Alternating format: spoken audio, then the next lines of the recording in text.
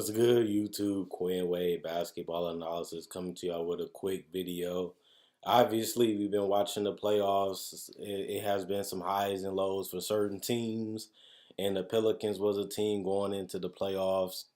Um, DeMarcus Cousins goes down. They on a win streak. They're starting to click. They're starting to get the chemistry.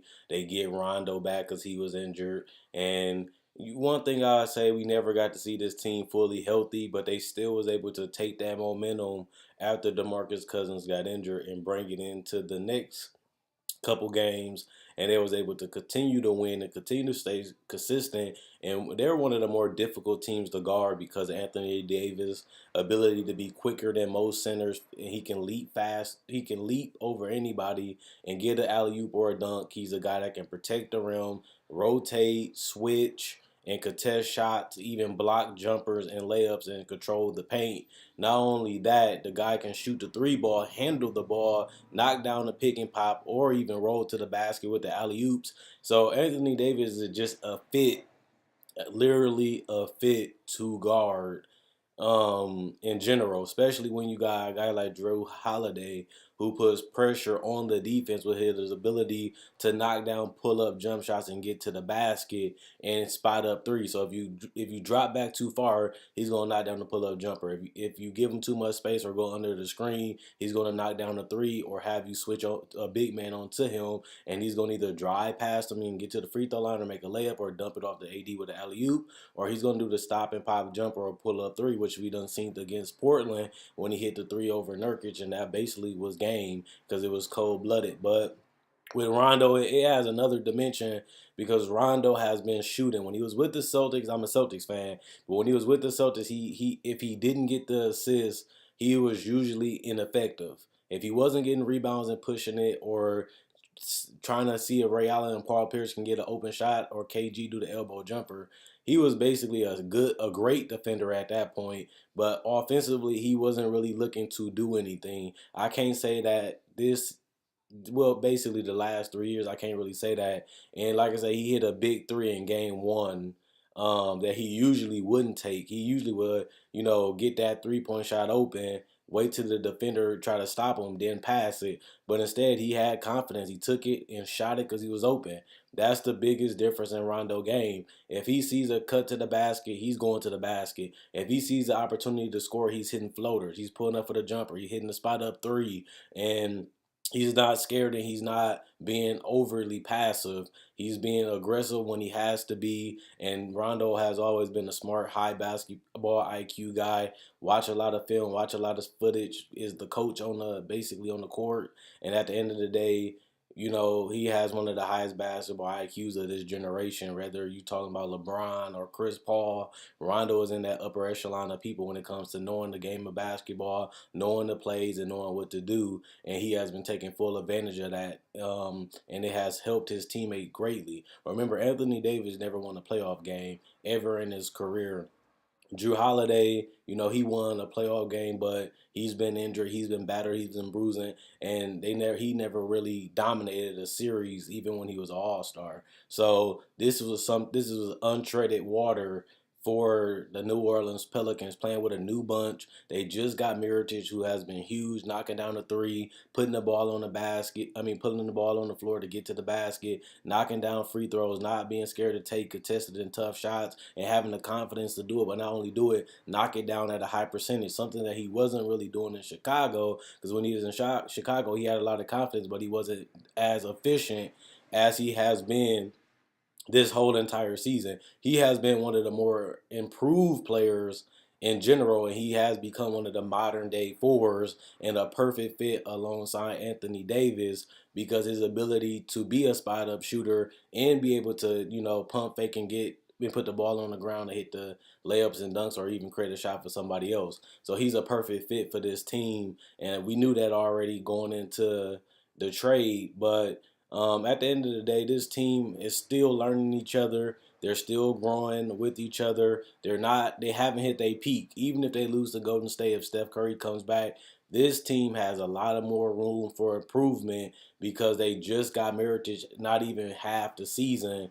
and they lost DeMarcus Cousins for the whole season, and they still had got Miritich, who haven't been even able to play with him. So this is already basically one of the tougher teams to guard because of their trust in each other, their ball movement, and their ability to have multifunctional players that can do multiple things and create their own shot. And they obviously got Ian Clark and the 3-point shooters coming off the bench. And their bench has been solid. Etwan Moore and all them guys have been solid, and they have took advantage of getting the opportunities playing with other stars, and they feeding off of them and taking big shots too. But the confidence build when you get a lot of easy open shots. You feel like you can hit anything, and that's something that they have been doing too as role players, feeding off their stars and feeding off AD, feeding off Holiday aggressiveness and knocking down shots. And then next thing you know, they feel like they can make anything. Same with Miritich. So the thing that everybody is talking about the last couple of weeks, and I wanted to chime in on it, is basically DeMarcus Cousins. Do the Pelicans need him? Should he resign? Should he stay? Is they better without him? Is they better with him? Or what team would he possibly go to if he don't resign with the Pelicans? I've been firm on this whole idea. At the end of the day, saying that DeMarcus Cousins definitely should, as a priority, want to come back with New Orleans. And I have been a guy that also said with Drew Holiday and Anthony Davis, can you win a championship with giving DeMarcus Cousins the max? And the reason why I say that is because Rondo's going to warrant more money because he's on a cheap contract now because he was bought out from Chicago. He's going to warrant more money that you will have to pay him. You will have to, pay Miritich down the line if you want to keep him, and committing a lot of money to DeMarcus Cousins may basically set you a ceiling. If Anthony Davis and DeMarcus Cousins can't get you here, you don't really have that much wiggle room to trade or find other people depending on how your stars play. So you're building a team around Holiday, Davis, and DeMarcus, and if they can't get it done, you're basically stuck with that roster and trying to figure out how to get them over the top. And if they can't get over the top, then you're just basically going back to rebuilding because you're gonna have to get rid of them. Even though you can get a lot of stuff for those three players, um, especially because their contracts are so big, they got to match the contract just to trade them. But also, you stuck with that ceiling. But now that we done seen how they play without DeMarcus Cousins and how dominant he was in this system, yes, he's not the most efficient player. Yes, he's not. He caused a lot of conflicts with the referees and getting the technicals. And yes, he is a head case sometimes, but he's one of the top 10, top 15 players in the league.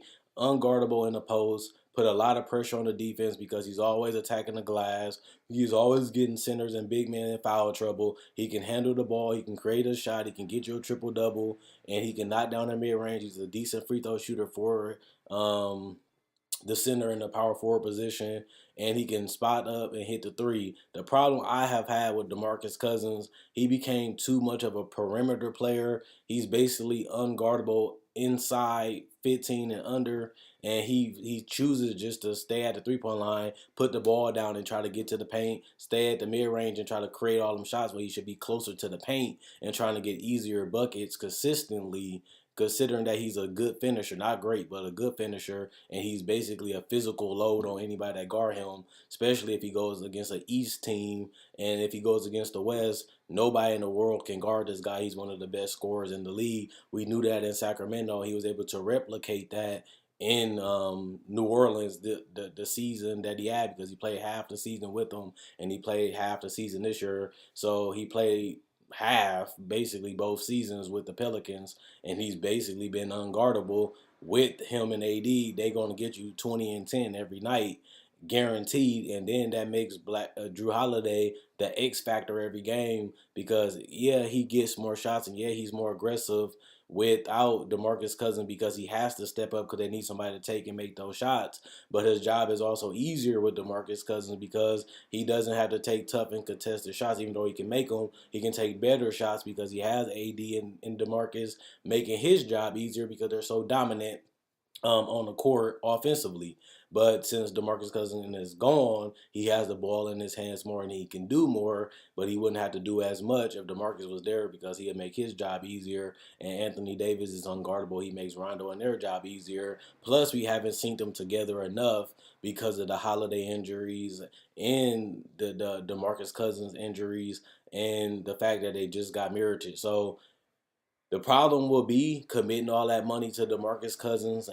The upside will be the sky is the limit. If they can play and beat teams and they can compete against the Warriors, that's only going to be a confidence builder for them. Whether they beat them or they win a couple games and close games too, or even if they push it to 6 or 7, they can always go back and say, "Hey, we would have had our first or second best player. I think Anthony Davis is the best player on the team." But if they have DeMarcus Cousins back, they should like their chances even more because one of the biggest weaknesses about the Golden State Warriors is inside. You can beat them up inside because of Zaza, because of McGee, because Draymond is undersized and he's not physical enough to harm DeMarcus Cousins or AD. AD averaged 30 on 50 against the Warriors when they played in the playoffs the first time, AD first series. So they didn't have an answer for him then, and they never had an answer for DeMarcus Cousins either. So having both of them beating you up on the boards and beating you up inside and knocking down perimeter shots and getting your big man and the people guarding him in foul trouble, plus having the outside ability of Mirotic and guys like Moore and Clark and Drew Holiday knocking down big threes and being able to create the shot if you take away the three to make their shots and getting to the paint or giving it to the big man and getting easy buckets. This is going to be one of the harder teams to guard in general because they're already hard now. And once they get that chemistry, this team can be hard to beat if they can put all the pieces together and they can stay healthy. But also, if they can never get to that next level, which we would know unless they committed the money to DeMarcus Cousins. But that's just the game. No matter what you do, it's an investment. If you get bonds or something or IRA, you invest your money. You can lose a couple hundred, you can lose a couple thousand, but the goal is to let your money make more money. But you got to invest the money first before you can make more of the money down the line. But you're gonna lose money along the way. So, do they want to invest that money in DeMarcus Cousins to have a chance for a championship? Yeah, because that's why they made the trade to get him to pair with AD to have a great duo. And that's why they paid Drew Holiday because they believe that Anthony Davis, DeMarcus can handle this business. I personally don't know. We won't know until they play together and they all healthy. But at the end of the day, that's why they made the trades and that's why they signed DeMarcus. And I mean, that's why they signed Drew Holiday to the extension. And that's why it's like AD to that extension. So if I'm DeMarcus Cousins, I can get that 5th year because I've been with the Pelicans for 2 years. I can get that max contract. And on top of that, I can play with another superstar in AD, and I can play with another All-Star in Drew Holiday. That makes my job easier and make us a hard threat in the West. So they never really played like a dominant team with DeMarcus, but you never would know until they all healthy. And then, like I said, they got Rondo down the line, and by the time Rondo came in, DeMarcus went down too. Same with Mirotic. So we won't know until we see it. But like I said, with investments, you never really know until you invest your money, whether it's going to be a full benefit or not. But before you do it, you got to put the money into it. Check out my website at noviceplayground.com.